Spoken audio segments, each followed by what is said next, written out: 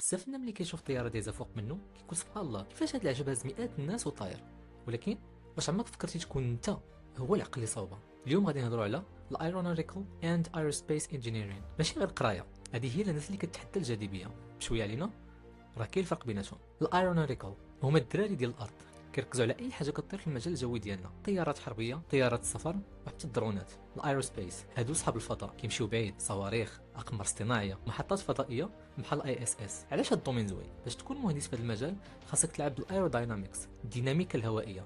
خاصك تفهم كيفاش الهواء كيدوز على الجناح باش يهز الطياره. خاصك تخدم بالدفع، يعني كيفاش تخرج طاقه خياليه من موتور كيشعل غير بالعافيه. شفتي هاد المعادله هذه هي اللي كتخلي الطياره تبقى في السماء وما تطيحش لك فوق راسك وانت غادي في الشارع. دابا نشوفوا واش كاين ما يدار في المغرب. ركز معايا، المغرب دابا ولا مركز عالمي في هذه الصناعه. كبار الشركات بحال البوينغ او الايرباص كلهم كاينين هنا، يعني تقدر تخدم هنا.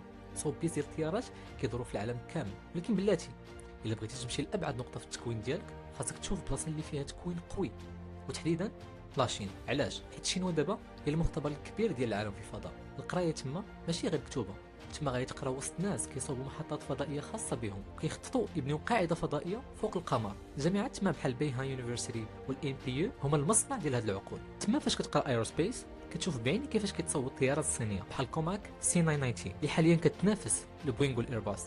يعني كتخرج للسوق وانت شبعان بخاتيك وعارف التكنولوجيا ديال المستقبل فين واصله. الهندسه ديال الطيران والفضاء ماشي غير خدمه، هي الشغف، هي اللحظه اللي كتشوف فيها شي حاجه صوبتها بيديك كتشق السما.